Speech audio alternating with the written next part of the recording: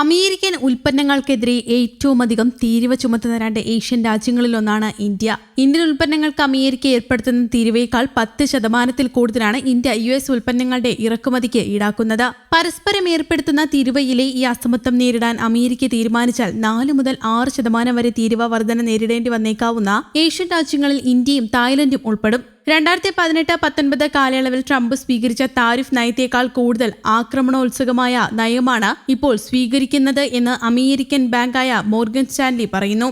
അതുകൊണ്ട് തന്നെ വരും ദിവസങ്ങളിൽ ആഗോളതലത്തിൽ വ്യാപാര പിരിമുറുക്കങ്ങൾ വർദ്ധിച്ചേക്കാം. കൂടുതൽ രാജ്യങ്ങൾക്കെതിരെ ശക്തമായ തീരുവ ഏർപ്പെടുത്തുന്ന കാര്യവും അമേരിക്കൻ ഭരണകൂടം പരിഗണിച്ചുകൊണ്ടിരിക്കുകയാണ്. ഏറ്റവും ഒടുവിലായി അലൂമിനിയത്തിനും സ്റ്റീലിനും 25% തീരുവ ഏർപ്പെടുത്താൻ അമേരിക്ക തീരുമാനിച്ചിരുന്നു. ഇതിന്റെ പ്രത്യാഘാതം ഏറ്റവും കൂടുതൽ നേരിടുന്നത് കാനഡ, മെക്സിക്കോ, UAE, ചൈന എന്നീ രാജ്യങ്ങളായിരിക്കും. എന്നാൽ ഇവിടെയാണ് ഇന്ത്യ തന്ത്രപരമായി കളിച്ചത്. തീരുവ ഏർപ്പെടുത്തുന്ന കാര്യത്തിൽ അമേരിക്കൻ പ്രസിഡന്റ് ഡൊണാൾഡ് ട്രംപ് കർശന നടപടിയുമായി മുന്നോട്ടു പോകുന്ന സാഹചര്യത്തിൽ അമേരിക്കയുടെ 30 ഉൽപ്പന്നങ്ങൾക്ക് തീരുവ കുറയ്ക്കാനൊരുങ്ങി ഇന്ത്യ. തങ്ങളുടെ ഉൽപ്പന്നങ്ങൾക്ക് കടുത്ത തീരുവയാണ് ഇന്ത്യ ഏർപ്പെടുത്തിയിരിക്കുന്നത് എന്ന അമേരിക്കയുടെ വിമർശനങ്ങളെ തുടർന്നാണ് ഇന്ത്യയുടെ നീക്കമെന്ന് ആഗോള സാമ്പത്തിക സ്ഥാപനമായ നോമുറിയുടെ റിപ്പോർട്ട് പറയുന്നു. അമേരിക്കയുമായി വ്യാപാര യുദ്ധത്തിൽ ഏർപ്പെടേണ്ട എന്നുള്ള നിലപാടാണ് ഇന്ത്യയുടേത്. നേരത്തെ കേന്ദ്ര ബജറ്റിൽ നിരവധി ഉൽപ്പന്നങ്ങൾക്ക് തീരുവ കുറയ്ക്കാൻ തീരുമാനിച്ചിരുന്നു. ഇലക്ട്രോണിക്സ് ഉൽപ്പന്നങ്ങൾ, ടെക്സ്റ്റൈൽസ്, മോട്ടോർ സൈക്കിളുകൾ എന്നിവയുടെ ഇറക്കുമതി തീരുവ കുറയ്ക്കാനാണ് ബജറ്റ് തീരുമാനം. അധികം വൈകാതെ കൂടുതൽ ഉൽപ്പന്നങ്ങൾക്ക് കൂടി ഇളവ് നൽകാനാണ് ഇന്ത്യയുടെ നീക്കം.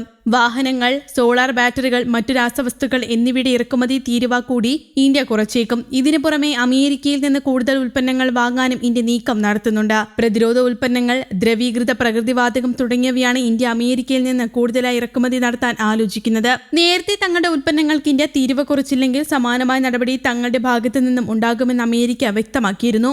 ഉദാഹരണത്തിന് ഇന്ത്യ അമേരിക്കയുടെ വാഹനങ്ങൾക്ക് 25% തീരുവയാണ് ചുമത്തുന്നത്. അമേരിക്കയും സമാനമായി നീക്കം നടത്തിയാൽ അത് ഇന്ത്യൻ വാഹന നിർമ്മാതാക്കളെ ബാധിക്കും. ആഗോളതലത്തിൽ നിരവധി ഇന്ത്യൻ ഉൽപ്പന്നങ്ങളുടെ പ്രധാനപ്പെട്ട വിപണികളിലൊന്നാണ് അമേരിക്ക.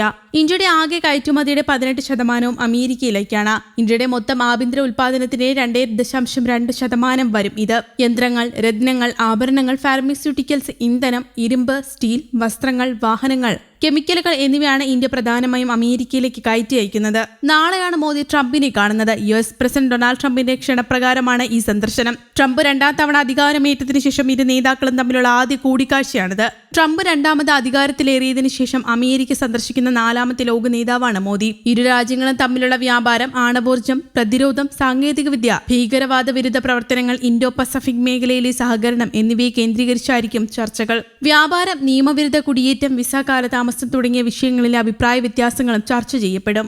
ICET, IMEC തുടങ്ങിയ സുപ്രധാന പദ്ധതികളുടെ തുടർ നടപടികളിൽ ട്രംപിന്റെ സഹകരണം ഇന്ത്യ ആവശ്യപ്പെടും. മോദി സർക്കാർ ഒരു ചെറിയ വ്യാപാര കരാറിനായുള്ള ചർച്ചകൾ പുനരാരംഭിക്കാൻ ശ്രമിക്കുമെന്നും റിപ്പോർട്ടുകൾ പറയുന്നു. 2019 റദ്ദാക്കപ്പെട്ട GSPയിലൂടെ ഇന്ത്യക്ക് ലഭിച്ചിരുന്ന ആനുകൂല്യങ്ങൾ പുനഃസ്ഥാപിക്കാനും US-ന് കൂടുതൽ വിപണി ലഭ്യമാക്കാനും ഈ കരാർ ലക്ഷ്യമിടുന്നത്. ബിസിനസ് നേതാക്കളുമായി കൂടിക്കാഴ്ച നടത്താനും ഇലോൺ മസ്കുമായി ചർച്ച നടത്താനും സാധ്യതയുണ്ട്. 2017 ജൂണിൽ മോദി US സന്ദർശിച്ചിരുന്നു. 2020 ഫെബ്രുവരിയിൽ ട്രംപിനെ ഇന്ത്യയിലേക്ക് ക്ഷണിച്ചിരുന്നു. 2024 നവംബർ മുതൽ ഇരു നേതാക്കളും 2 തവണ ഫോണിൽ സംസാരിച്ചിട്ടുമുണ്ട്. News desk, Kerala Kaumudi.